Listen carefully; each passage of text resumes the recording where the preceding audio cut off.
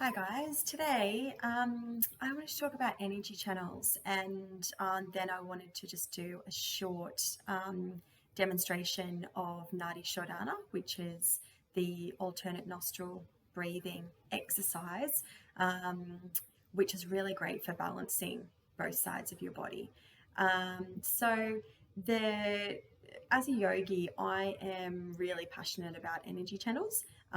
In fact, um, they're sort of like my main focus at the moment. If my energy channels are blocked in any way, or sort of restricted, then it affects my practice and it also affects my broader life. So alternate nostril breathing is a great way of balancing out two of the three main nadis, what we call nadis, which are energy channels in the body. There's debates as to how many energy channels we have in the body, but there is sort of widespread agreement that it's definitely over 70,000. 72,000 is the number of energy channels that sort of often gets cited in yoga um, sort of papers and texts and the like, because that's how many are quoted in the Hatha Yoga Pradaprika text, which is quite respected. But in other areas, it's quoted as 300,000, 200,000, in the hundreds of thousands. So long story short, we've got a whole heap of energy channels in our body, and it's really, like, obviously quite challenging to have them all open and pure at the same time. But once they are, or at least some main ones, then our body can really start to sort of feel the benefits of having like an equilibrium of energy within. So the Nadi Shodhana technique focuses on what's called the Ida Nadi, and which is spelled IDA, and the Pingala, which is the right side of our body. So there's the Ida and the Pingala, and so Ida's left, Pingala's right, and then so they sort of intertwine and wrap around our spine and make their way up the spine. The third is the third of the three is called the Sushumna, and that is the central, that's the energy channel that goes up the spine, and arguably the most powerful and potent. So what the alternate nostril breathing exercise can do is it can help you to identify what side of your body may be blocked.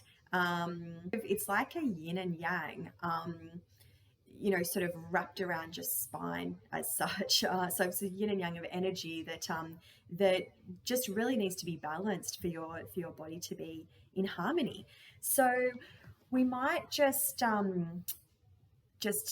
go straight into it, and just a word of warning, like if you have a cold or something, if you're really congested, it's going to be really difficult to block one nostril over the other, because you'll find that you won't be able to breathe up it.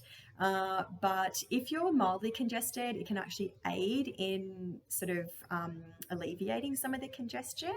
But yeah, you'll notice that there'll be, so there's a difference between like congestion, like the snot factor in a cold, as opposed to, a blockage, which just kind of feels more heavy, like sort of, it's not, sort of going right up into your brain as such, when the cold kind of hits and you feel it all the way up into your head with headaches and the like. So just go easy on yourself. If you feel like you're getting really out of breath, stop.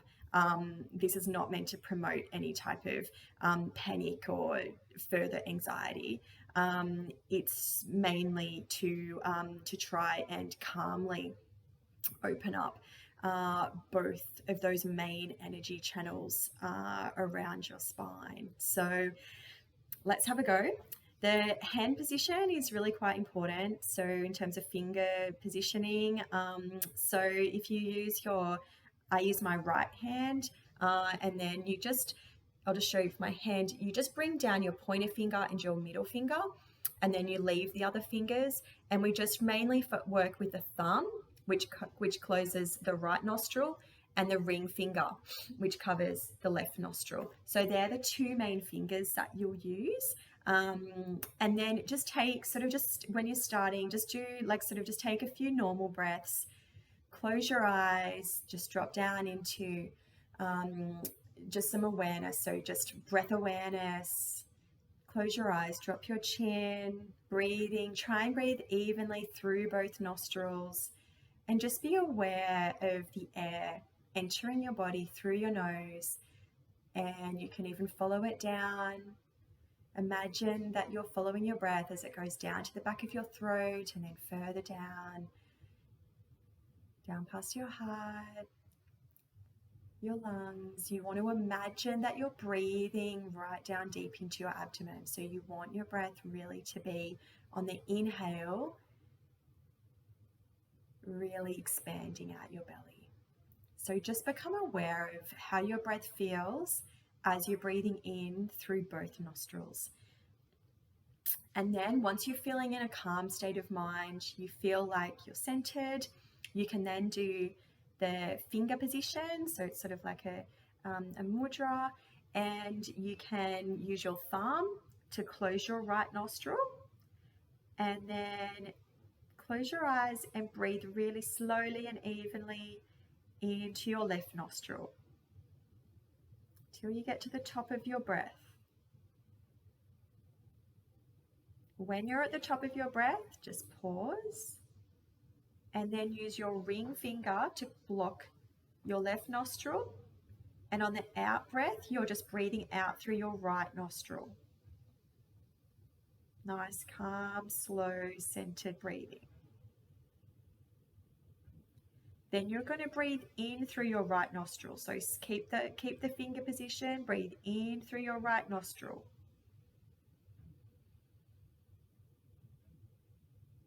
Nice and slow. Then when you get to the top of that breath, using your thumb to block your right nostril and release the breath through your left nostril. Completely empty your body of the air, and then inhale in through the same nostril. So inhaling through the left nostril.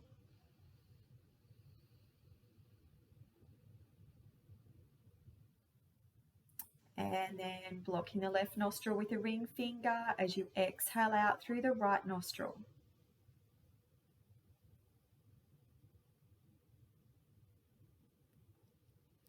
Inhale through the right nostril.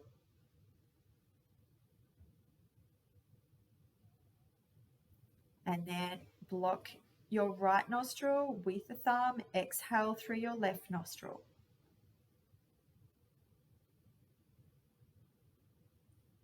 Inhale through your left nostril.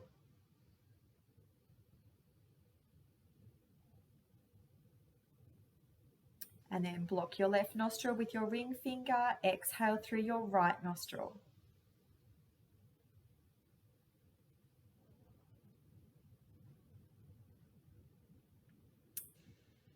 And you can do as many rounds as you feel comfortable doing. If you feel, as I said, if you start to feel constricted in your chest, if you feel like panicked, stop. Just take a few nice calm breaths through both nostrils. And it's good to do this anyway at the end of the cycle, just to rebalance yourself before you come out of the practice. But yeah, you may experience some discomfort during this practice. it isn't aimed to be something that is uncomfortable, but because you are, sort of manually regulating your breath through your nostrils, one at a time, it's going to be different. So you need to give your body a chance to recognize what it is you're asking it to do, first of all, and then just to observe, like, whether there is any blockages on either side. Like for mine, my left nostril was quite blocked today, but a few cycles can quite often open up the blocked nostril, and you can feel that you can take more of a normal full breath evenly through both sides of your body.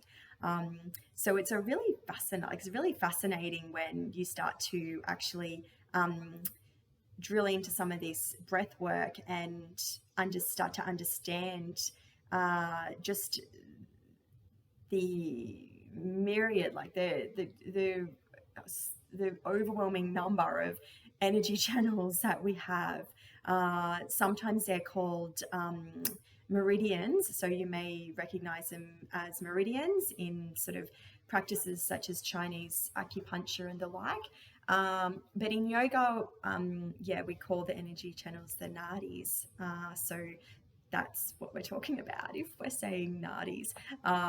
And potentially hundreds of thousands of these channels within our body. So the more open our energy channels are, the better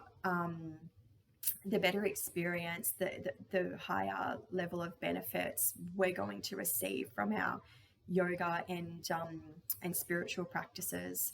So alternate nostril breathing is a really good sort of go-to. It's a great tool to have in your spiritual and yoga meditation toolkit to rebalance, to incorporate into your meditation, and just to help you to observe sort of what is going on with you today.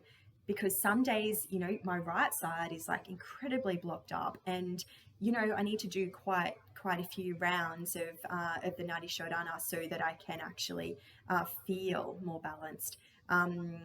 So just everyone's different. You'll be different on different days, and just try and stick with it. If you're finding it really uncomfortable, try and just sort of wait maybe for a couple of days, try it again.